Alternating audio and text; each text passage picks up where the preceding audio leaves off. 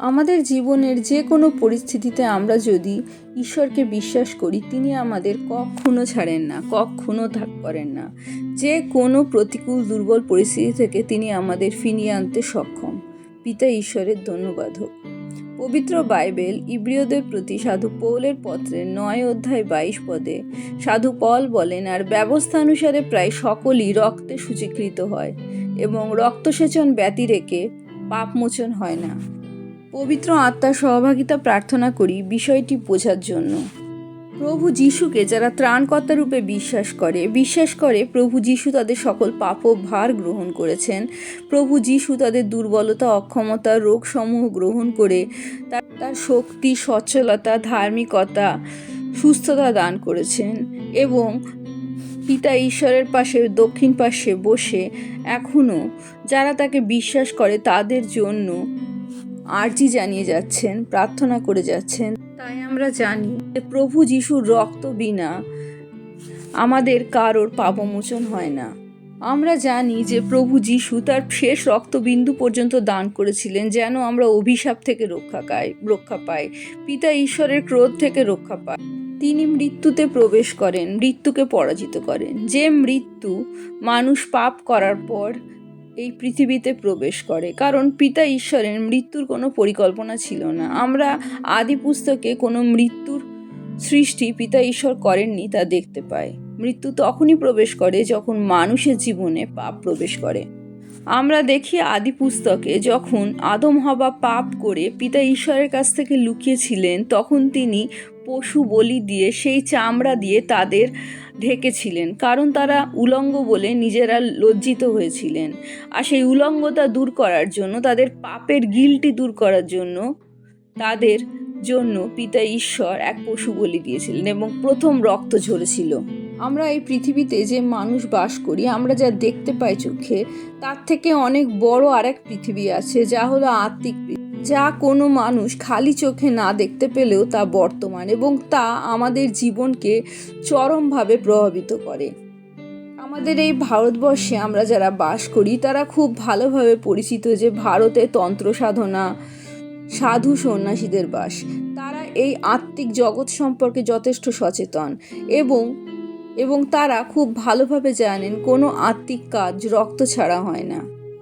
আমরা যখন এই পার্থিব পৃথিবী ছেড়ে চলে যাব, আমাদের এই পার্থিব শরীর ত্যাগ করব, তখন আমরা সেই আত্মিক দুনিয়াতে গিয়ে পিতা ঈশ্বরের সাথে বাস করব।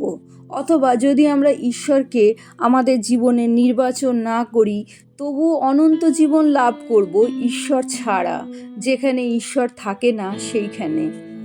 কিন্তু পিতা ঈশ্বর চেয়েছিলেন যে প্রত্যেকটা মানুষ যেন তার সাথেই থাকে।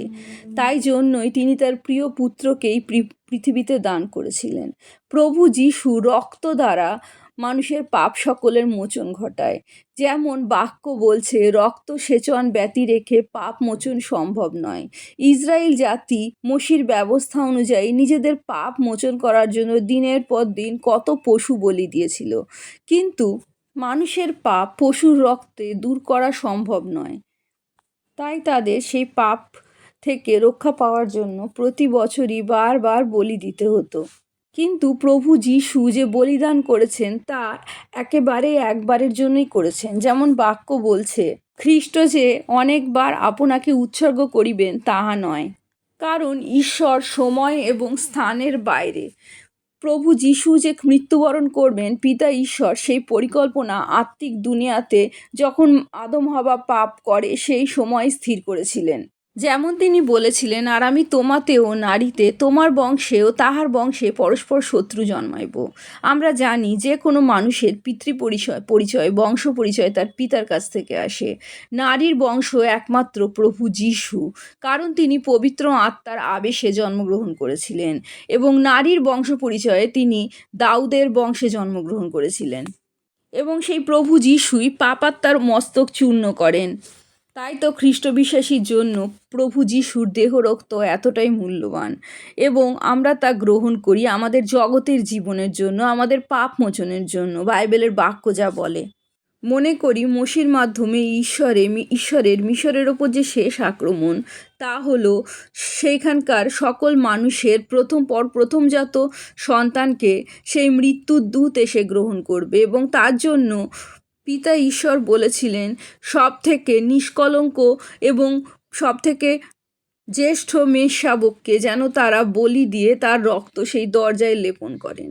প্রভু যীশু তার একমাত্র জ্যেষ্ঠ পুত্র, কারণ আমরাও তার সন্তান, এবং প্রথম সন্তান প্রভু যীশু তার একজাত পুত্রকে তিনি বলিদান দিয়েছেন তার সৃষ্টি মানুষকে তার সন্তান রূপে ফিরে পাওয়ার জন্য।